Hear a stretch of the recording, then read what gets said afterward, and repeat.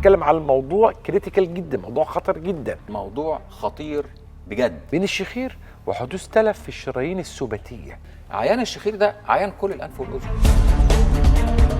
انا ببقى عارف ان العيان ده هيخش يقول لي انا عندي مشكله شخير وعندي مشكله توقف في النفس، ارتفاع في ضغط الدم ومشاكل في القلب. فترات تغير الفصول دي فترات كارثيه. بينام ومش قادر يتنفس. اهلا بيك في عالم الجيوب الانفيه.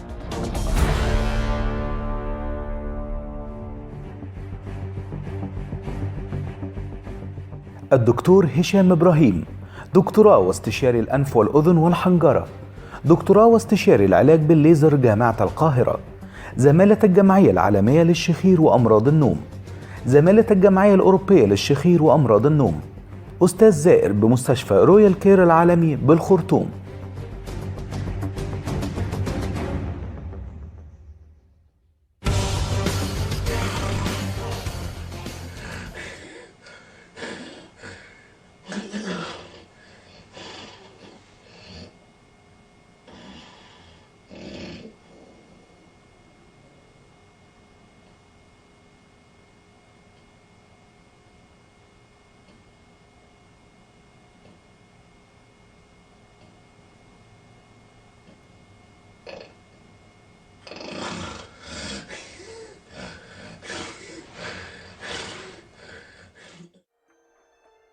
اهلا بكم. موضوع الشخير ده موضوع مهم جدا يا جماعه، جدا. ضيفي العزيز القيمه العلميه الكبيره والاسم الكبير في هذا المجال الاستاذ الدكتور هشام ابراهيم. اهلا بيك يا دكتور هشام بيه، منورنا. اهلا يا دكتور ايمن بيك. اهلا انا بيك. بدات بكلام مرعب خالص اكيد جدا. اكيد. بس حقيقه معايا النهارده ضيف عزيز عليا طبعا، يعني اسم يعني يسعدني ان هو يكون معانا النهارده الاستاذ محمد اسماعيل. اهلا بيك يا استاذ محمد. واستاذ محمد حاله من حالات الدكتور هشام وله قصه مهمه قوي، وزوجته الاستاذه دعاء حسن. اهلا بيك يا استاذ دعاء، منورنا. بس قبل ما اروح لكم ونسمع قصتكم بالتفصيل لازم اسال الدكتور هشام ايه رايك في الكلام اللي طبعا ده كلام محترم جدا، وده ان دل فانما يدل على اهميه الشخير وخطوره الشخير، وان احنا الحقيقه لازم النهارده موضوع الشخير ده نديله الاهميه، واحنا الحقيقه بنديله اهميه بقالنا 20 30 سنه، ولكن نحمد ربنا ان بدا يعني يؤتي ثماره اليومين دول اخيرا.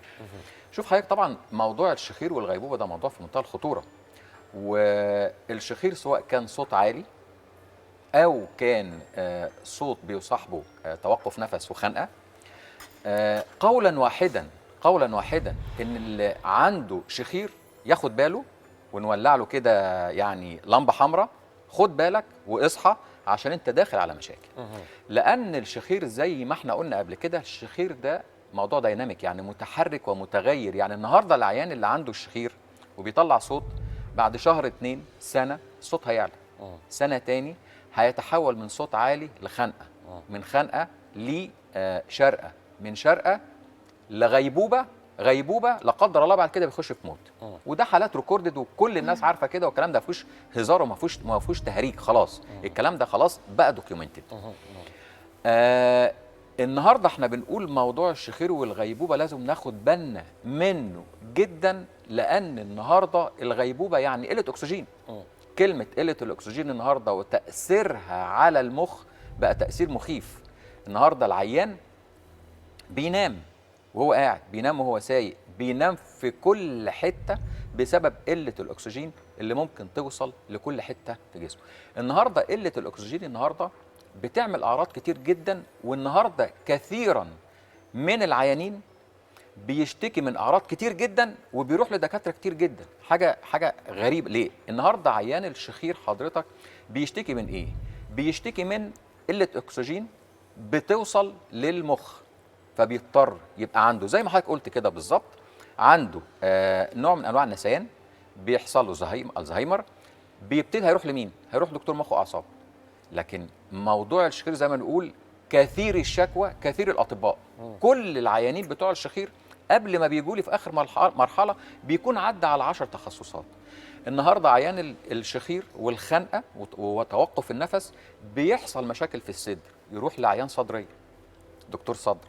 بيحصل مشاكل في المعده نتيجه نزول السائل من الحلق ومن اللوز والكلام ده على المعده، يحصل له مشاكل ارتجاع مريء، يروح لدكتور مناظير يعمل له منظار. يحصل له مشاكل في كل حته في جسمه وتعب وهمدان وفي عظم، يروح لدكتور عظام. يروح ابتدي يحصل له مشاكل في الكلى من الصديد ومن الالتهابات، يروح لدكتور كلى. اقول لحضرتك بقى اكتر من كده، وفي الاخر بيروح لدكتور انف واذن. وبعد حتى لما بيروح لدكتور انف واذن للاسف الشديد، لان النهارده احنا تخصص الشخير بقى تخصص دقيق جدا جوه الانف والاذن. اخيرا العيان بيجي لنا في التخصص بتاعنا تخصص الشخير. فشوف حضرتك السلسله اللي قبليه، عيان اشتكى بقد ايه وراح لكميه دكاتره قد ايه بسبب موضوع الشخير، وكل ده ممكن يؤدي الى غيبوبه وموت في لحظات. ربنا يحفظ الناس. استاذ محمد، احكي لي بقى قصتك مع، انت مدرس لغه عربيه. نعم. طب احكي لي بقى قصه بتنزل. اولا بشكر حضرتك يا دكتور والبرنامج الكريم ده، ان هو كان السبب في ان احنا اتعرفنا على الدكتور هشام بمحض الصدفه. يعني بصراحه انا بعاني من مشكلتي دي تقريبا بقالي حوالي 10 سنوات. ورحت لدكاتره كتير جدا، وللاسف كان هو التشخيص واحد، لكن الكل خايف او مش عارف، يعني ممتنع ان هو يعمل العمليه، وده كان بيخليني أنا كمان انا خايف ان انا اعمل العمليه. كنت المشكله عندي طبعا انقطاع في النفس اثناء النوم، ووصل معايا لحد الغيبوبه. في رمضان اللي فات حصلت لي موضوع الغيبوبه ده، وفعلا كان يعني اشبه ما يكون بالموت. فده كان السبب الرئيسي اللي خلاني فعلا يعني احاول ادور وابحث. انقطاع التنفس لدرجه انت فقدت فعلا الوعي. فعلا يعني انا وصلت لمرحله بدات اشوف خيالات. يعني الموضوع استمر معايا فتره طويله. كان في رمضان الكلام ده بعد الفجر. يعني كان موضوع النوم بالنسبه لي حاجه رهيبه جدا. هو برضو يعني هسال برضو المدام، يعني مدام دعاء، لان هي اكتر هو كان صوت عالي في النوم. الصوت مش عالي، اكتر من صوت الاختناق بيبقى صعب. يعني انا بصحى على صوت الاختناق. بيحصل اختناق فعلا. اختناق صوت الخنقه بتصحيني يعني. فعشان اقومه، او هو خلاص اتخنق وقام. قام مفيش اي تنفس خالص. هو محدش يقدر يوصف الكلام ده اكتر من الزوجه. بالظبط. يعني لانه هي اللي جنبك. صحيح. لان انت حتى مش تقدر تعرفه، يعني ممكن انت تقوم مخنوق وكل حاجه، بس انت مش صوت عارف ايه اللي حصل. صعب جدا. صوت الاختناق صوت نفسه. صوت الاختناق صعب جدا. كأنه واحد بالظبط بيموت، واحد بيطلع في الروح. ده يعني طول ال 15 سنه ما شاء الله جواز. لا، من 10 سنين بدات القصه من 10 سنين. بس طبعا الموضوع زاد يعني في الفتره الاخرانيه دي. بدا يزيد اخر جدا سنتين جدا. يعني الموضوع ده كان بيحصل على فترات متباعده، اصبح يحصل بشكل دوري. طب انا عايز اسالك، بعد ما تصحى من النوم، نعم، اكيد انت حاسس الفرق بعد ما عملت عمليه. اكيد ازلت أكيد. بيها المشاكل. هنعرف ايه نوع العمليه اللي اتعملت لك، ما بين ازاي بتعمل بقى في يومك في المدرسه مع الطلبه. تمام. هل كان في مشاكل صحيه تانية كبيره جدا؟ يعني إيه طبعا اولا انا كنت مريض سكر. انت مريض سكر بقى 3 سنوات. انا كنت بفسر للاسف اعراض كتيره جدا كانت بتحصل لي في الفتره اللي فاتت على ان هي من السكر. ولكن بعد ما عملت العمليه وجدت ان هي فعلا مش من السكر. لدرجه ان هي المفاجاه اللي حصلت لي فعلا ان انا من يومين بحلل سكر، فقال لي انت ما عندكش سكر. فاستغربت، قلت له انا مريض سكر. هو هيتظبط. هو قال لي نزل، يعني هو دلوقتي نازل. يعني انا كنت معاه العلاج ما كانش بيوصل يعني النسب دي. بس مع العلاج دلوقتي هيتظبط. الحمد بس ماشي على العلاج. ماشي على العلاج، بس خفضت الجرعه. خفضت الجرعه. فطبعا انت خسيت؟ خسيت 10 كيلو. ايه اللي كان عامل سد في دخول السد ده الاستاذ محمد حقيقه من الحالات. يعني انت عارف حضرتك، انا كل حاله بجيبها ما بجيبهاش زي الثانيه. كل حاله مختلفه تماما. عشان كده النهارده هنقول الغيبوبه. الاستاذ محمد اولا ده مش شكل عيان شخير كشكل ولا شرط. وزنه كويس. وزنه كويس. مع ان قالوا له كتير جدا نقص وزنك 20 كيلو عشان الاختناق ده يروح. لكن الشكل طبيعي جدا، ومفيش شورت نيك. الوزن معقول جدا 80 كيلو، حاجه يعني ايديال. واخد بال حضرتك ازاي؟ لكن الحقيقه لما بتكشف عليه، وهو ده بقى المهم، بنلاقي سده في انفه، حاجز انفي سادة التنفس 90%. الحلق بتاعه حضرتك كأن عيان، يعني تقريبا اللوز سد زور، سقف الحلق قافل زور، تضخم في اللهاء فظيع. ليه حق؟ انا اول ما بفتح بق العيان، الناس مش عارفه ايه هي اللهاء. اللهاء هي الجزء المتدلي من سقف الحلق لما بيفتح بقه في المرايه ونازل. الناس بتسميه للاسف تسميه خاطئه لسان المزمار بالظبط. لكن انا بحب دايما يعني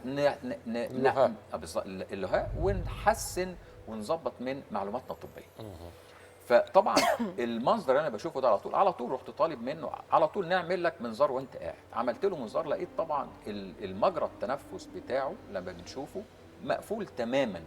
طبعا مع الشكوى مع اللي انا شايفه قدام عينيا قلت له عمليه فورا. هو الحقيقه لم يتردد. قال لي انا تحب امتى؟ قلت له بكره، بعد بكره، انا ما عنديش اي مشكله، شويه نعمل تحليلات وفحوصات، كل حاجه كانت جاهزه. الحقيقه اللي انا شفته من بعد العمليه من الاستاذ محمد، انا ما بحبش اتكلم بعد العمليه. هو يقول لحضرتك شكل ايه اللي حصل بقى؟ ايه اللي حصل بعد العمليه؟ والله هو تغير كامل بصراحه في حياتي يعني. اولهم طبعا ان انا بقيت اعرف انام. لا نسال برضه المدام، صوت الشخير اختفى خلاص؟ الحمد لله اختفى؟ مفيش شخير ولا حتى يعني كده؟ لا واحده ما بيختنقش بس بينام بعمق.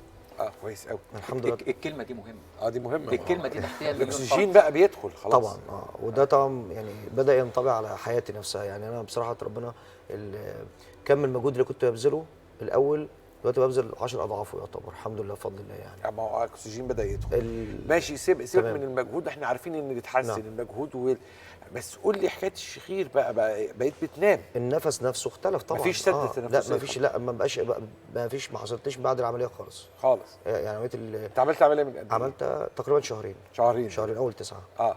حسيت بعد ما عملت استعداد الحاجز الانفي، ازاله اللوزتين، اللهاه المتضخمه، المسار ده كله اتظبط يعني؟ حسيت بعديها ان انت اتحسنت؟ بعد اسبوعين تقريبا لما نزلت الشغل كنت الامر طبيعي الحمد لله، وبمارس حياتي بشكل طبيعي. نورتونا وشرفتونا، نورتنا دكتور هشام وسعدنا بهذا اللقاء سعاده غامره. والحقيقه النهارده اضافت لنا اضافات كثيره جدا. يعني لو قلنا 1 2 3 تقولها لنا النهارده الاضافات اللي احنا طلعنا بيها النهارده. الاضافات النهارده نقول ان انا اي عيان شخير اوعى تفتكر ان ده موضوع بسيط. شخير متحرك، اوعى دي بتاعتي يا باشا والله. اوعى تفتكر ان جسمك مش هيحاسبك. خلاص ما توعاش خلاص. الشخير متحرك بيبدا من شخير وسريعا جدا ممكن يؤدي الى غيبوبه. النهارده دوكيومنتد حاله عندنا بتقول ان انا دخلت في غيبوبه. طبعا دي مخيفه طبعا. 2 الفضل ربنا العمليات بتنجح 100%. الأسرة بتتغير شكل حياتها. الشخص بيبقى بينتقل من حياة، أو مش عايزين نقول حياة، يعني بينتقل من حياة لحياة تاني خالص. أنا سعيد النهاردة إن الأستاذ محمد بالأسرة بالولاد ما بيحكوا لي قد إيه النهاردة هم بقوا مرتاحين نفسيا، قد إيه هو بقى مرتاح والمدام بتاعته بقى مرتاح. لو تشوف حضرتك وهي جاية، أنا النهاردة يعني أنا عايز أقول إن 90% من حالات الشخير اللي ما بيجيش لوحده، زوجته بتجيبه. النهارده زوجة الأستاذ محمد أنا بقول له يعني أنت يعني لك أن تفخر، ويعني الفضل بعد ربنا ليها إن هي اللي جايباه وقالت له أنت هتعمل عملية الشخير لأن هي شافته بيموت قدام. الزوجة المصرية الأصيلة بالظبط.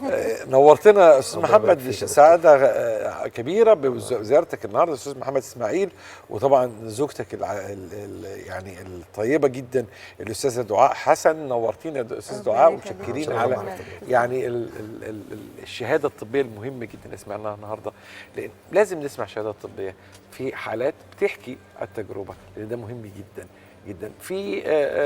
أنا في رأيي إنه الإعلام لا يستقيم الا بسماع هذه الشهادات. خليكم دايما مع الناس الحلوه. كيف تؤثر الدوالي على خصوبه الرجل؟ امتى اعمل عمليه الدوالي لشخص عنده تاخر انجاب وضع في اعتباري انه سن الزوجه؟ ما هو هنا بقى الموضوع تاخر انجاب ده بتبقى معادله صعبه مهمه جدا وتركيبه يتسابق الزمن مع الرغبه الطبيه. انا لازم امشي في برنامج علاجي ان انا اظبط الهرمونات وابدا اعمل دفع للحيوانات المنويه بعد العمليه 3 شهور 6 شهور. فلو انا ما مشيتش في الطريق ده انا ضيعت 50% من العمليه. هل كما نسمع ان 1 من كل 4 1 من كل 5 ممكن يكون عنده دوالي؟ الدوالي دي من اكتر اسباب تاخر الحمل واكتر اسباب ضعف الخصوبه عند الرجال. يمكن بتشكل حوالي 30% من الناس اللي هم بيتاخر الانجاب عندهم. يعني ما بين كل 100 واحد عنده مشكله في الانجاب 30% فيهم دوالي.